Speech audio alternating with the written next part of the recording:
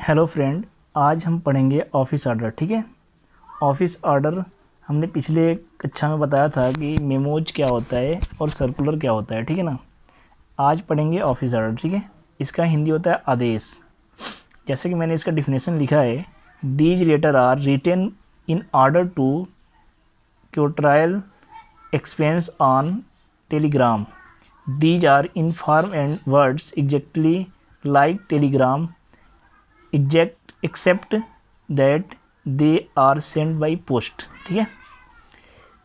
यह पत्र किसी को आदेश देने के लिए लिखा जाता है। यह एक टेलीग्राम के रूप में होता है। इसको पोस्ट द्वारा भी भेजा जा सकता है। ठीक है ना। उसके नीचे मैंने लिखा कि पर्पज ऑफ ऑफिस ऑर्डर, इसका उद्देश्य क्या है, क्यों लिखा जाता है। ठीक है।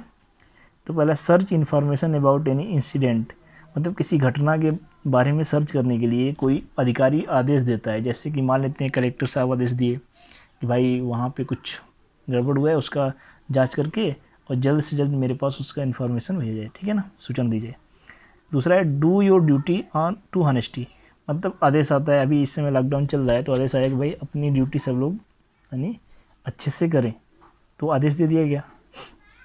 तीसरा है follow any rule which is made by government, ऐसे भी आदेश आते हैं कि सरकार ने जो जो नियम बनाए हैं उसको आप फॉलो करिए। ठीक है। उसके नीचे मैंने लिखा कि फॉर्मेट ऑफ ऑफिस ऑर्डर, यानी ऑफिस ऑर्डर लिखने का तरीका क्या है। सबसे पहले letterhead of company, company मतलब कोई भी ऑर्गेनाइजेशन हो, कोई भी संस्था हो, उसका नाम लिखा जाता है ऊपर, मिडिल एकदम बीच में। ठीक है।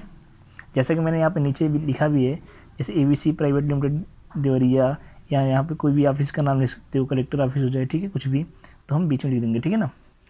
उसके बाद से सीधा रेफरेंस नंबर, इसमें सर्कुलर जैसे लिखते थे हम लोग वैसे नहीं लिखना है, यहाँ पे सीधा सीधा रेफरेंस नंबर लिख देना है लेफ्ट साइड, मतलब यहाँ पे। ठीक है।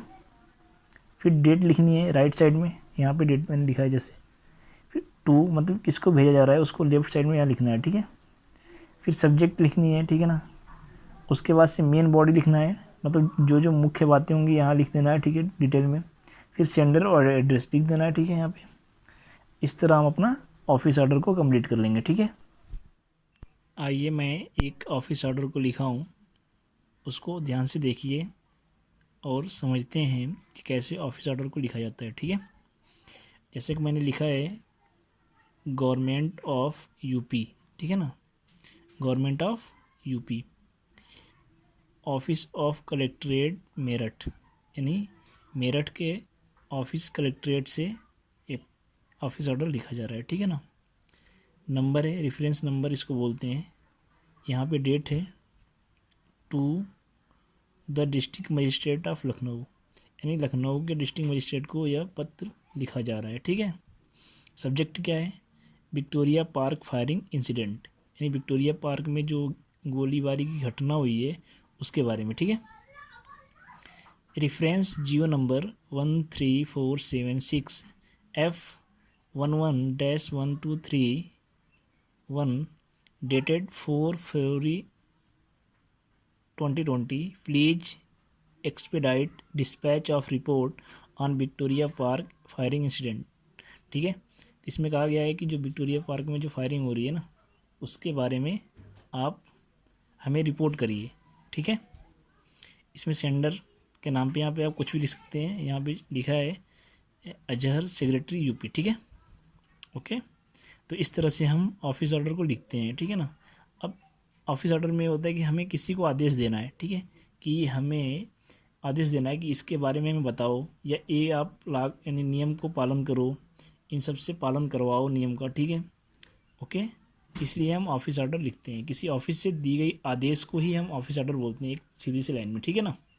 ओके। आशा करते हैं आपको समझ में आया होगा।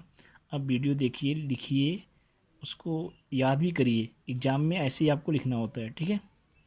और फॉर्मेट क्या होते हैं उसको आप माइंड में रखे रहिए कि किस तरह से हमें लिखना होता है, क्या क्या उसमें इंपॉर्टेंट है चीज़ें। ठीक है ना। कि हमें डेट किस साइड लिखनी है, हमें रेफरेंस नंबर कहाँ लिखना है, फिर टू का प्रयोग कहाँ करना है। जैसे मेमोज में फ्राम का भी प्रयोग करते थे हम लोग, इसमें बस टू का प्रयोग होता है। आप चाहे डेट को नीचे भी लिख सकते हैं। ठीक है, ताकि डिफरेंट आ जाए।